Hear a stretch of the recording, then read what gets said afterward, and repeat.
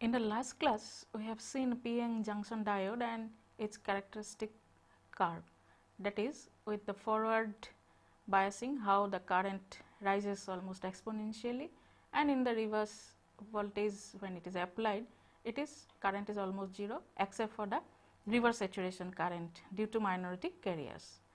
Now, in order to apply it in a circuit, we must get the equivalent circuit for the p-n junction diode, that is we have to model the diode electrically.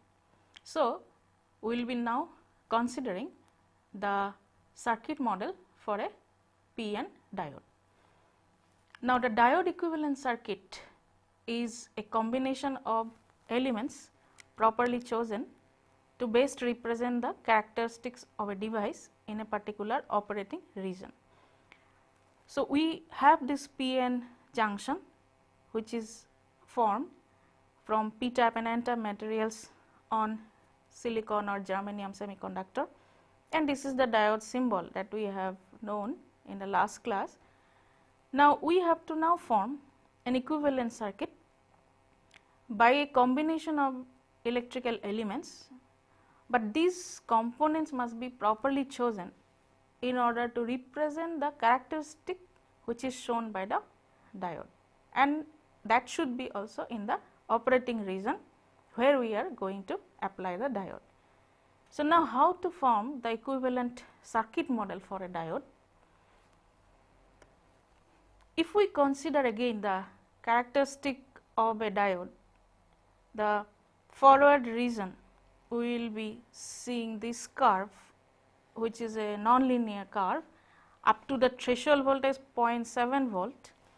Due to the barrier potential, current is 0, and as soon as the voltage applied across the diode is beyond or greater than 0.7 volt for silicon, we are taking an example of silicon, the current rises sharply, and this is the characteristic curve, and in the reverse bias of course, this is almost 0. That is why it will be coinciding with the 0 line. We do not consider the reverse saturation current because it is in a micron range, very small, it will not be significant. Now, if we study this characteristic curve of the p-n diode, we see that this is non-linear and it is not easy to model a non-linear characteristic. So, here we have to do an approximation, that is we will be considering this whole characteristic as a piecewise linear characteristic. Piecewise linear characteristic assumption has to be made in order to correctly model the diode. Now, in this case you see that up to 0.7 volt it is 0, current is 0, and then it is rising. So, we can assume that 0.7 volt up to this voltage it is 0, and then this portion where it is exactly a nonlinear characteristic, but when the current rises after some time you see that it is rising almost linearly. That is why we can approximate this region as a linear characteristic, and the overall characteristic can be basically divided into two regions. One is up to 0.7 volt when the current is 0, and then a linear characteristic which will be determined by the slope. The average resistance of this diode is, as we know, it is the reciprocal of the slope. The slope is actually the y by x, and we will be finding out the average resistance by taking its reciprocal. It is because it is voltage by current. Now, this average resistance of the diode is to be known. If we know that two operating points, then we can find this out. So, now we will be approximating this as this piecewise linear characteristic, where this average resistance of the diode is to be found out. So, now if we know one point which is say 0.8 volt and 10 milliampere in the operating region. That is, the point can be known from the data sheet which says about the voltage and current levels for a particular operating point. If we know one point, then it is enough to find out this average resistance, because our average is del V D by del I D, that is the change of the rate of change of voltage by rate of change of current between two operating points. So, one operating point, if we know, at this operating point if we know the voltage, say it is known as 0.8 volt and current is 10 milliampere, which can be known easily if we see the data sheet of a diode, particular diode that we are using. And the other point obviously can be taken as this point where the voltage is 0.7 volt and the current is 0. This is just the threshold point after which the current rises. So, as this region is linear, that we are approximating by piecewise linear approximation, we can find from these 2 points the average resistance that can be found out if we divide the change of voltage by the change of current between these 2 points. So, one point is this one point is this one. Here the voltage is 0.8 volt and this threshold voltage up to which the current is 0 is 0.7 volt. So, this difference is 0.8 minus 0.7 volt divided by, at this point the current is 10 milliampere and at this point the current is 0.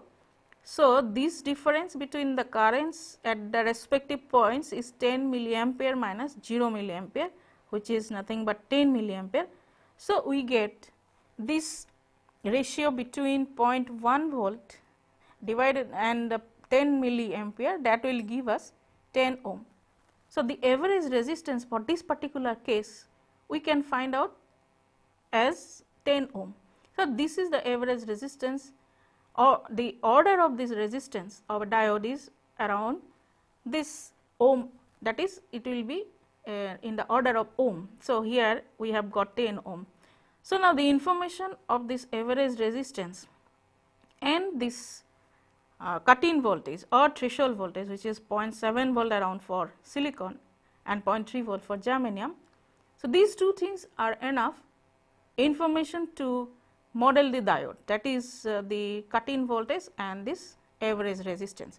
So, now the piecewise linear model of the diode forward characteristic is giving us the equivalent circuit representation, which is shown here in figure B. This figure A is the piecewise linear model. This VDO means this is the threshold voltage or cut-in voltage or because of barrier potential.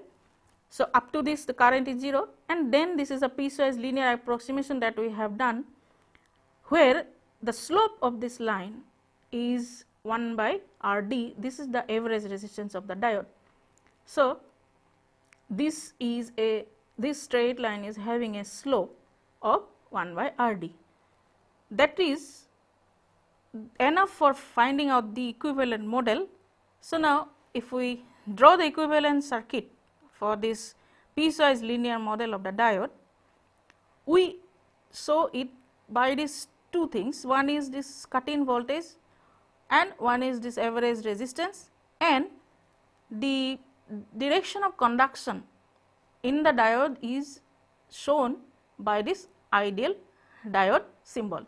This ideal diode symbol is to show the current conduction part, and as this barrier potential or this threshold voltage is opposing this conduction of current in this direction, this opposition is shown by this battery, which is VDO, that is this barrier potential or threshold voltage or cut-in voltage. The same name denotes this cut-in voltage only, different names are used for this voltage, and this is the average resistance. So, this part is, this whole part will be the diode's representation, and in an electrical circuit we denote it by this model. So, this is VDO, you know, that is 0.7 volt around for silicon, and this average resistance, of course, we have to find out given 2 operating points we can find this out, and this ideal diode is just to symbolize this direction of conduction of this diode. So, this model we have found which will be representing the characteristic of the diode, of course in the piecewise linear approximation. Now, another approximate model which will be coming from this model, again we can further approximatize this. You can further simplify this model which will be giving rise to constant voltage drop model. So, this model is constant voltage drop model because of the fact that in most of the circuit applications where you generally apply a diode, you will find that the resistance of the diode is quite small as compared to the other elements of the network. So, we can ignore this resistance of the diode without violating much, and this assumption will be used for further simplification of this piecewise linear model, which gives rise to the constant voltage drop model. So, in the constant voltage drop model, that means we do not have this average resistance of the diode into consideration, we do not take that into consideration and we ignore this. That means RD is ignored and it is made 0.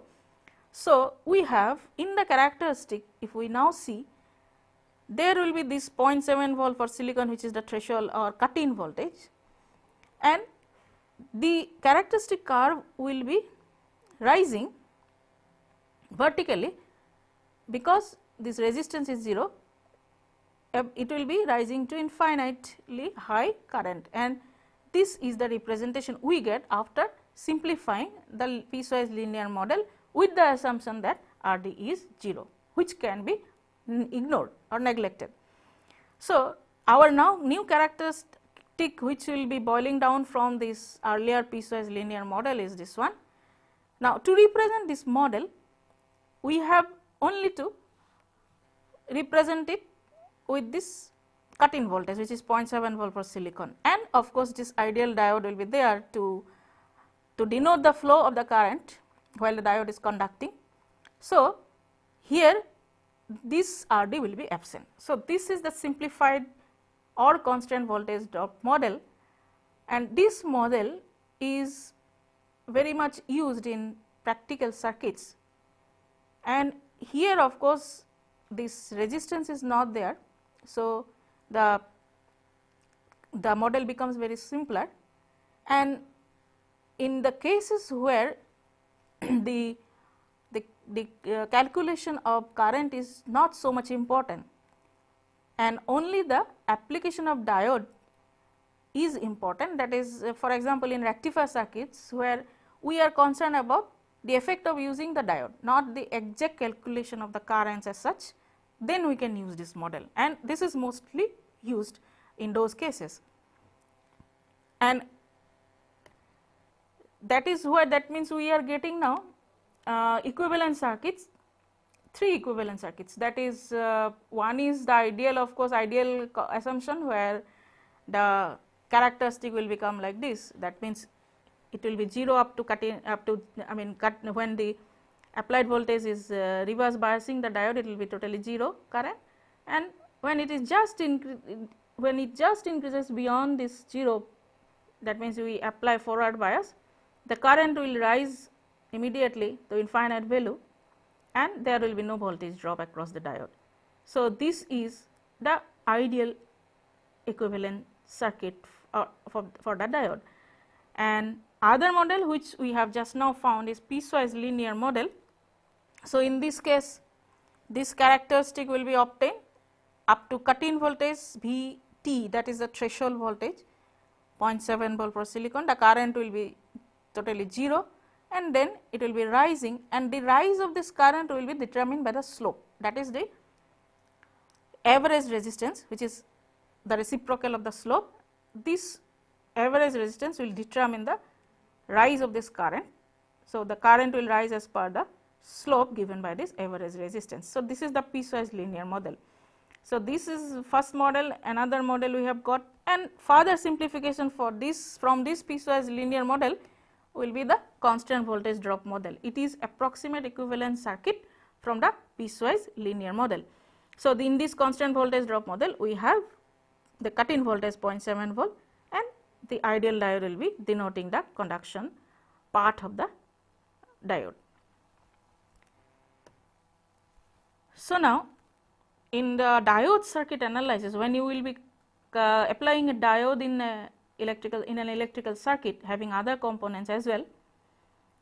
So, the diode will be in the on state if the current established by the applied sources is such that its direction matches to that of the arrow in the diode symbol, and if the voltage applied across the diode is greater than or equal to 0.7 volt for silicon and 0.3 volt for germanium, then the diode will be on. So, in a circuit when we apply the diode, we have to see how much voltage is being applied across the diode and in what direction. So, whenever it is beyond 0.7 volt for silicon and 0.3 volt for germanium, then the diode will conduct and the direction of current will be given by the direction of the diode current when it is in the on state, that we can find out. Now, if we now consider a diode circuit, a very simple diode circuit, let us take, having an applied voltage VDD, that is a battery, and this circuit is having a diode and a resistance R. This resistance is external resistance. So, this series circuit if we consider, now the approach which is used for analyzing diode circuit graphically, it is called load line analysis. That means, we will have to draw a load line. This load means the resistance, if we consider only resistance as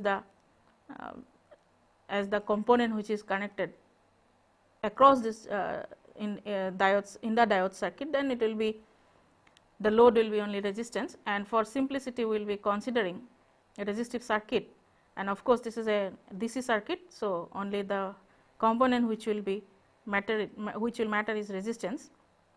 And if we now consider the series circuit and we will be analyzing this circuit graphically, drawing a load line. Now, how the load line can be drawn? What is the way of drawing this load line? That we will be discussing first. So, in this series circuit, if we now apply the Kirchhoff's voltage law, which is the law applied to a series circuit, and all of us know what is Kirchhoff's voltage law, the algebraic summation of the voltage drop in this loop is equal to 0. So, that law if we apply now, in this circuit we will be getting VDD minus ID into R. ID is the current in this circuit, diode current, and minus VD, the drop across this diode, is equal to 0. It is coming from this Kirchhoff's voltage law being applied here in this circuit. So, simplifying this, we get VDD equal to ID R plus VD. Now, in this equation, if we now set VD equal to 0, we get the maximum diode current that can flow in the circuit given by ID equal to VDD by R. So, that will be one extreme point, that denotes the maximum diode current that can flow in the circuit. And if we make ID equal to 0 in equation 1, this equation if we make ID equal to 0, then we get the maximum voltage that is across this diode. So, that is VDD, VD equal to VDD.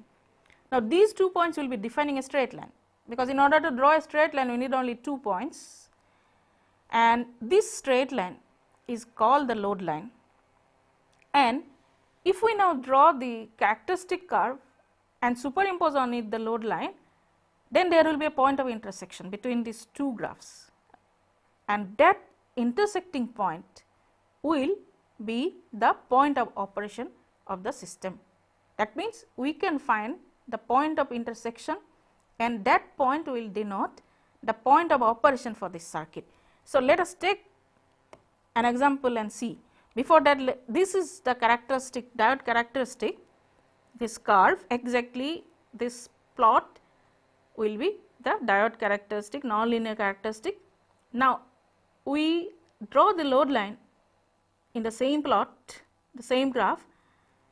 These 2 points, one is VDD, one extreme point, and the other is VDD by R, the other extreme point for this load line. Connect these 2 points and we get this straight line. Now, this straight line and this characteristic curve, they are intersecting at this point, which is the Q point. It is called the Q point or quiescent point, or it is silent point. It is, or it is also called the still point. Meaning that it is a DC voltage is applied. If a small signal voltage is applied along with the DC, then the Q point will shift up or down, but here will be the only DC condition, and that will be called the silent point or Q point. So, this is the operating point for your circuit.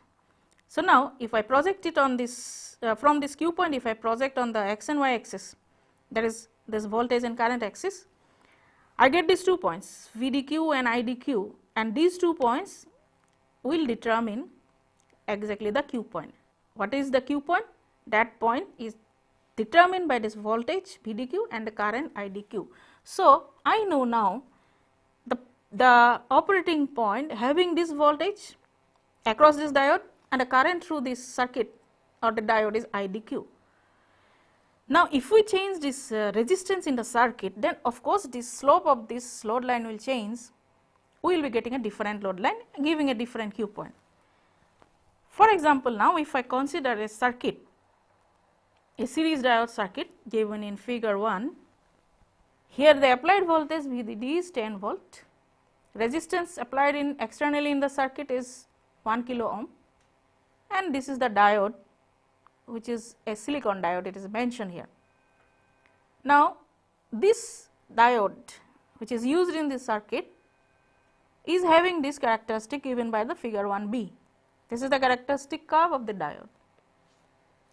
So, you can see that after 0.5 volt it starts to rise, the current starts to rise, and at 0.8 volt it has 10 milliampere current flowing through it. So, this characteristic curve is given to you. Now, for this circuit, employing this diode characteristic, you have to determine the Q point as well as the voltage across this resistance VR. These two are to be found out. So, now for that, again first of all you have to find out the 2 extreme points of the load line.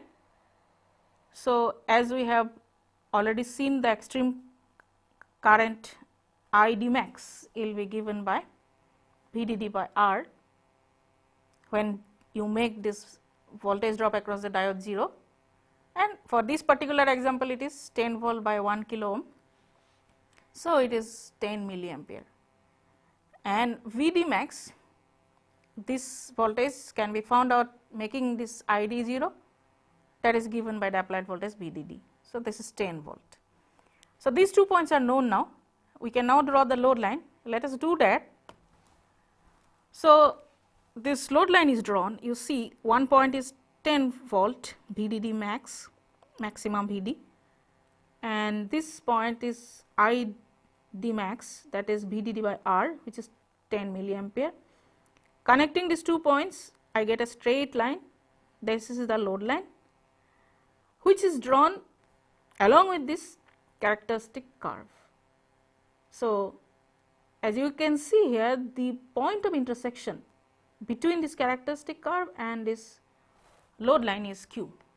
So, now if I now project vertically from this Q point, I get the point of intersection with the VD axis at around 0.8 volt.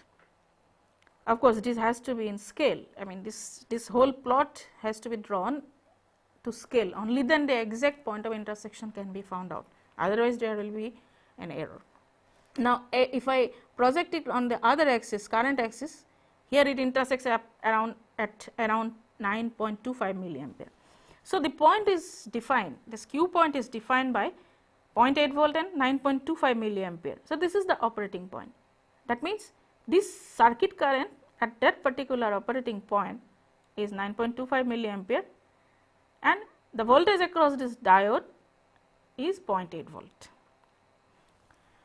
Now, what about the voltage VR? That has to be found out. So, the voltage VR, as you can see in this figure, this voltage drop is the current flowing through this resistance multiplied by this resistance. So, current flowing through it is IDQ at that particular operating point and multiply it by resistance 1 kilo ohm, we get this VR, that is equal to 9.25 milliampere into resistance 1 kilo ohm, which is 9.25 volt. Now, this is one way of finding out VR, but another way also we can find out this VR. This VR is nothing but this voltage minus this drop. So, there is another way, both the ways should actually match. If we correctly measure this graph, this should be same. So, VR is equal to VDD minus VDQ. So, 10 volt minus 8 volt is 9.2 volts. Now, you can see there is a difference, but ideally if we measure the graph correctly, both will be same. So, this error comes because there is an inaccuracy in reading the graph. So, when you measure it to scale, it should be same, both the results should be same, ideally that should be same in both cases. Now, in this whole analysis we have seen that it is very important to draw the characteristic curve, measure everything accurately. Now, that is tedious, or in some cases you do not really need so much of accurate calculations. So, we can also use an approximate equivalent model for a diode. That is, if we consider again this characteristic curve which is non-linear, that exact characteristic curve which is this one, but this can be approximated by that piecewise constant voltage model. Constant voltage model we have seen that 0.7 volt is the cut-in voltage. So, now if I use that model instead of this whole non-linear characteristic curve, it is very difficult to accurately measure and it is not needed also. So, we draw this approximate equivalent characteristic, that is 0.7 volt, and it is current is rising infinitely at this point. After 0.7 volt is overcome, it is rising infinitely, that is the approximate equivalent model. Then let us see where is this point of intersection lying. So, here we can see that Q point is defined by 0.7 volt and this current is also found to be 9.25 milliampere. So, this is the operating point we have got using approximate equivalent model. So, using approximate equivalent model, whatever Q point we have got, that is not very much different from using exact equivalent circuit, because here of course earlier we got this voltage is 0.8 volt, but here we are getting 0.7 volt, but the current is same.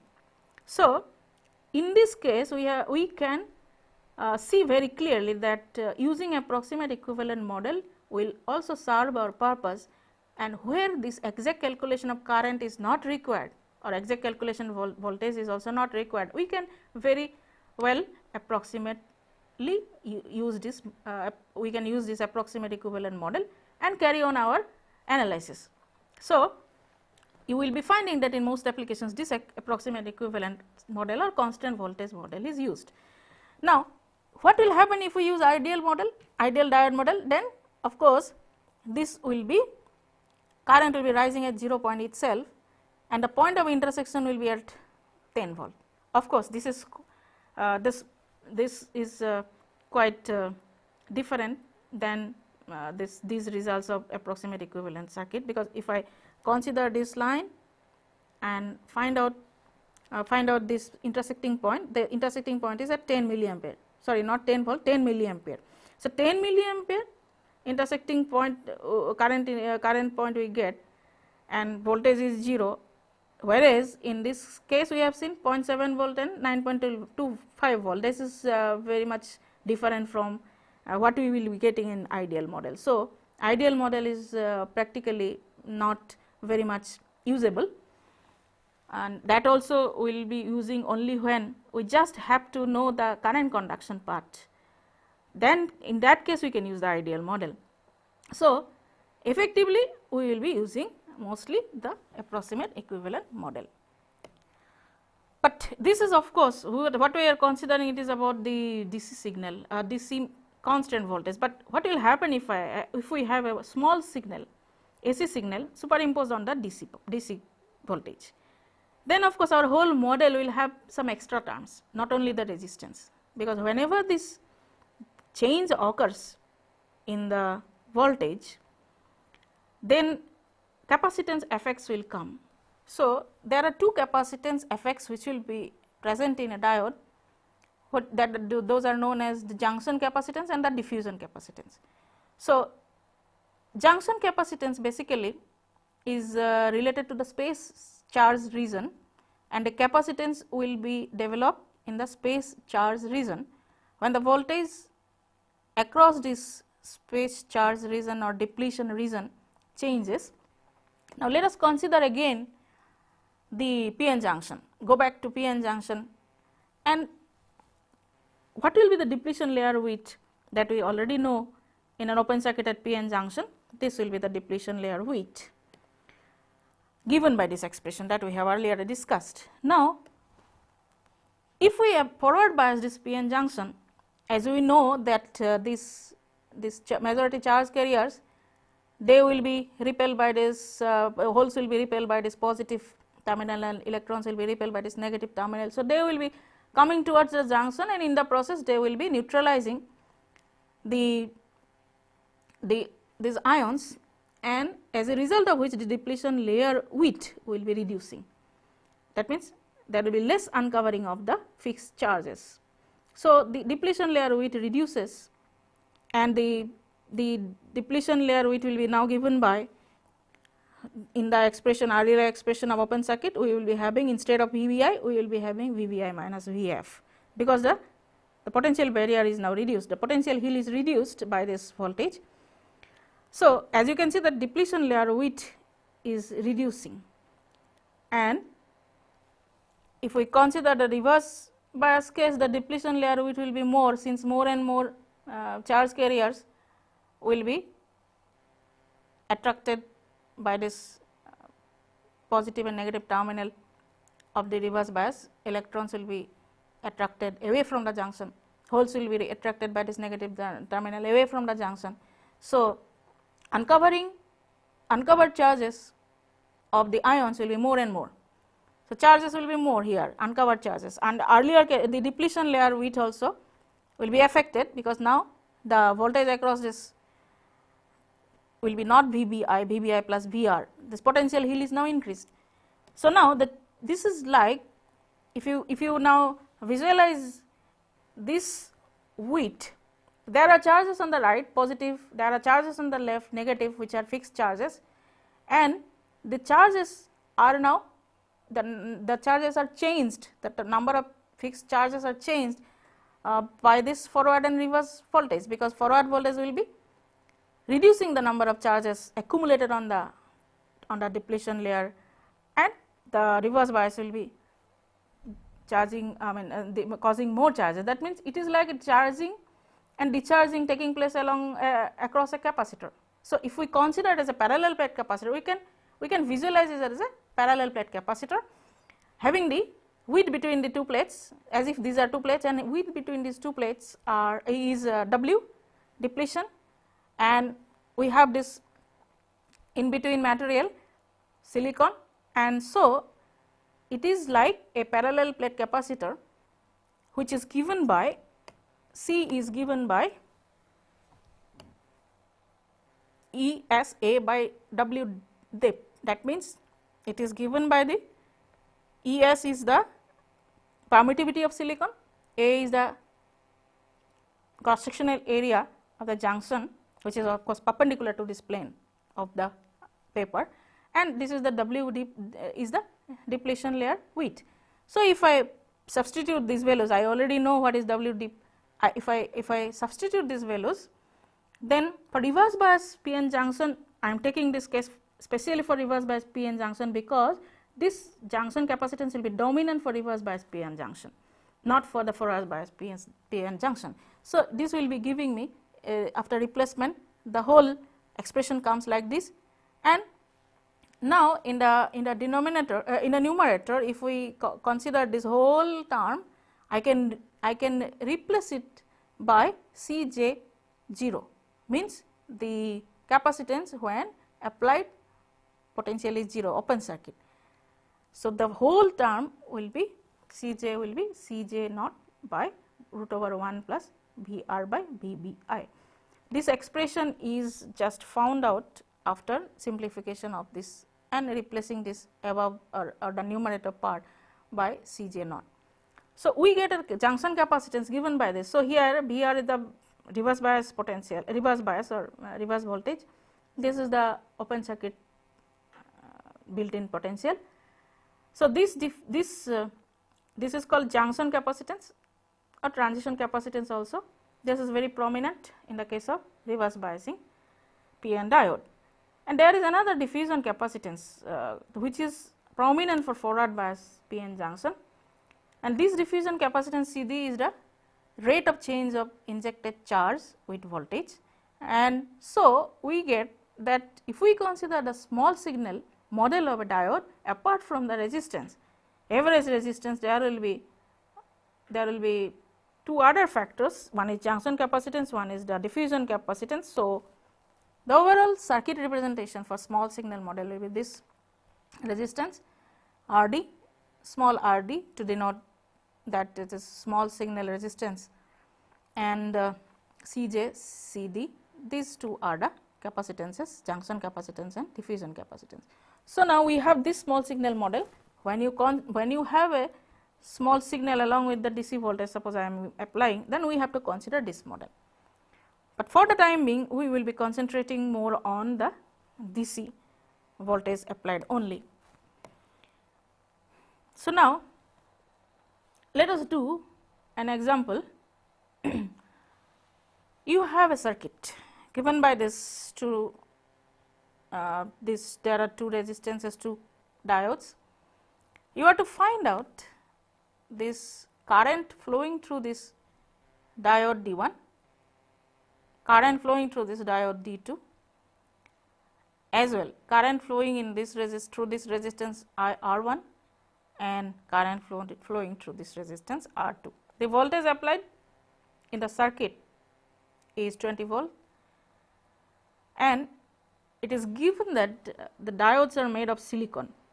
This information is important for finding out the cut-in voltage, and you are told that you have to assume constant voltage drop model of the diode.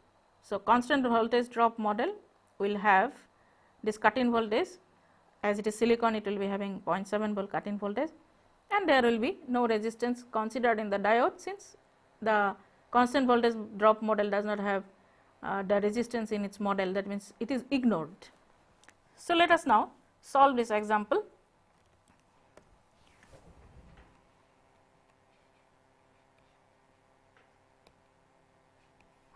So, we again draw the circuit.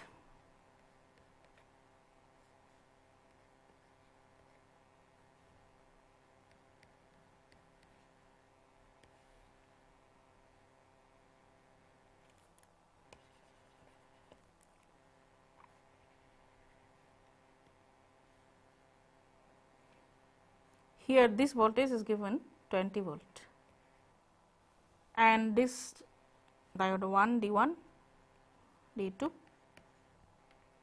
R1 is given as 3.3 K ohm, R2 is given as 5.6 kilo ohm.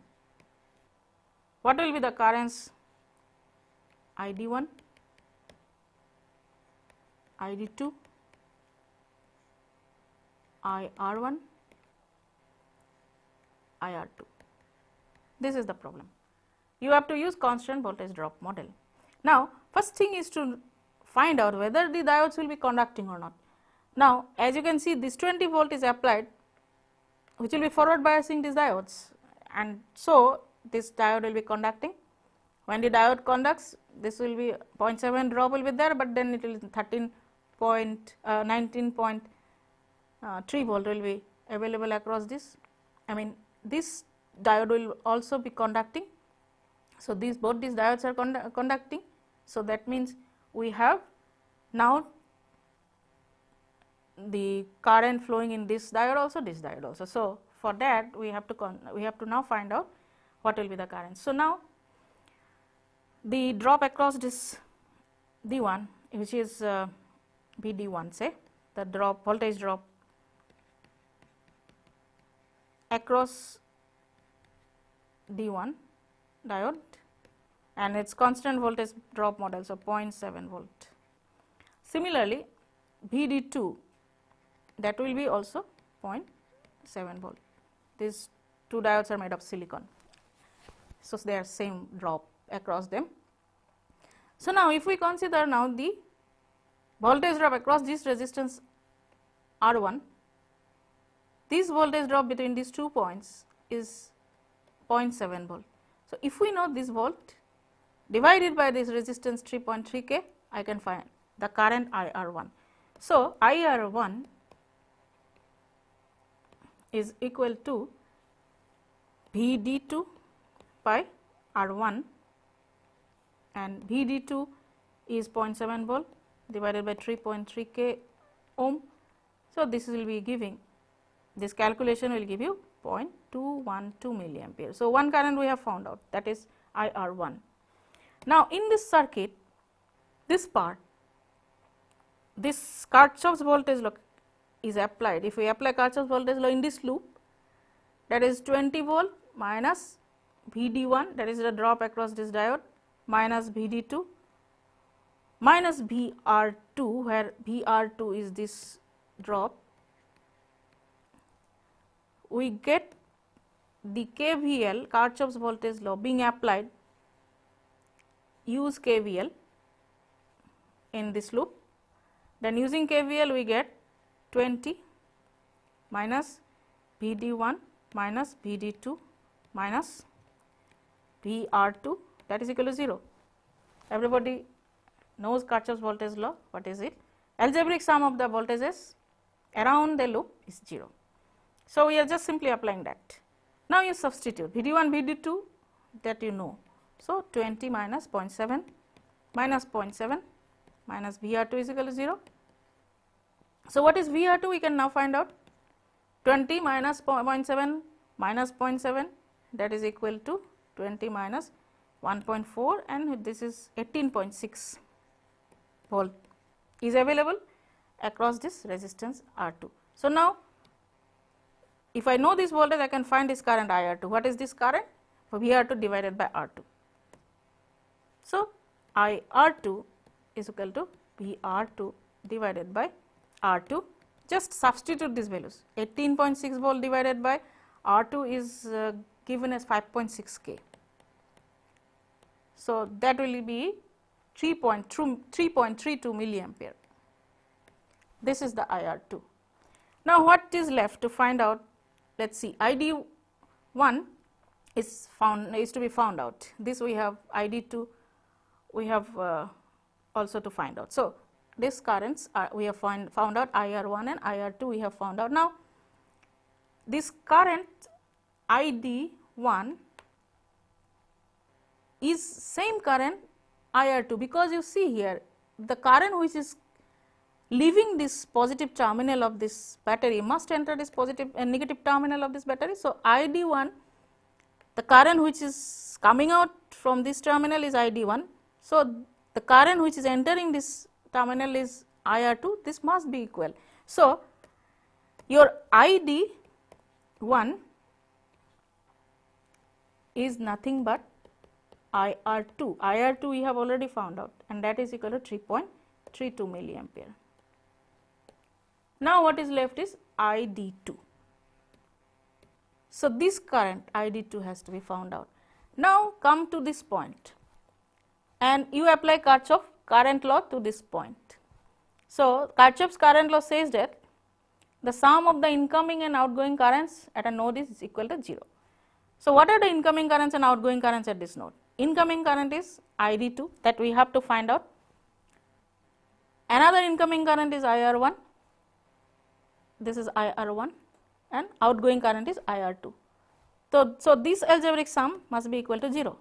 So, IR2, that is, if we follow this rule of entering current and leaving current are having opposite signs. So, this leaving current is say positive IR2, entering current IR1 and ID2 are negative. Then we get IR2 minus IR1 minus ID2 equal to 0. So, what is ID2? That is the question. We have to find out ID2, that is nothing but IR2 minus IR1. So, IR2 and IR1 we already know, 3.32 milliampere minus IR1 is 0.212 milliampere, these two we have found out. So, this subtraction will lead to 3.108 milliampere. So, all the currents are now known. So, this example we have used constant voltage model. Now, let us do another example, try to solve this problem. So, in this circuit shown in figure 2, determine the current ID, the current which flows through this diode, if the voltage V1 is given as 10 volt, V2 is given as 15 volt, and assume the diode drop to be 0.7 volts. So, that means here also you use constant voltage drop model, because you have to neglect forward resistance of the diode. So, this circuit, in this circuit we have to find out ID. So, now here we have to first of all examine what is the voltage being applied across the 2 points of the diode. This is P, this is N. What voltage will be applied across these 2 points? So, let us try to solve this problem. Again we draw, this is the diode and the resistances are like this, this is ground, this is ground, this is V2, this is V1. The resistances are 10K, 10K, all are 10K, 10 kilo ohms, and we have to find out this diode. This V1 is equal to 10 volt, V2 is equal to 15 volt. Now, you see what voltage is being applied across this diode. Vd will be, Vd means the voltage across this diode. If I consider this Vd, this voltage, what will be the voltage? This voltage at this side, you have this voltage as 15 volt, and this side it is 10 volt. So, the difference between these two voltages, the potential across these 2 points is 15 minus 10, which is 5 volt. So, Vd is 5 volt, and as it is greater than 0.7 volt, so diode will conduct. So, this diode is conducting, and that has been ascertained first. So, now we have to find out this current ID. Now, to find out this current, we will be now taking help of nodal analysis. Let us consider this node and this node, and let us name that this node is A, this node is B. The voltage at this node with respect to ground is VA, the voltage at this node with respect to ground is VB, and the Kirchhoff's current law will be applied at these two nodes. So, now let us now consider the node B and find out according to Kirchhoff's current law. So, the node B, if we consider, apply KCL, Kirchhoff's current law. So, this will be what? Kirchhoff's current law, sum of the incoming and outgoing currents is equal to 0. So, the outgoing current is what? VB minus V2 by 10K, one outgoing current in this direction we are considering, assuming that this is outgoing current is in this direction, VB minus V2 by 10K plus VB minus 0, this is ground, divided by 10K. Another outgoing current is ID, So, summation of all this equal to 0, all are in the same direction, which is the outgoing. So, we write it applying Kirchhoff's law at node B is V B minus V 2 by 10 k. I am just removing k, all are in kilo ohm order. So, I am just omitting this k kilo plus V B by 10 plus I D equal to 0. This is number 1 equation. Similarly, if I apply the Kirchhoff's current law at node A, what will I get? The sum of incoming and outgoing current equal to 0. Now, incoming current is I D, and let us take the outgoing current as V A by 10 k plus V A minus V 1. This is the drop across these 2 points, divided by 10 k will give me this current.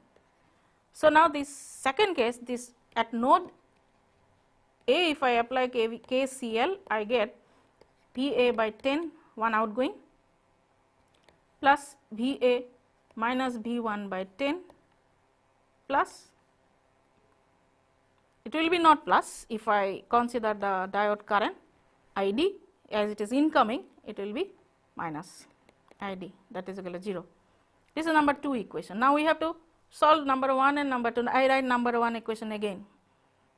What was the equation? V B minus V 2 by 10 plus V B by 10 plus I D equal to 0. So, obviously, I can subtract, I can sum them up and eliminate the term I D, solving for this, solving of this equation. So, this is number 1 equation. So, summing up 1 and 2, I get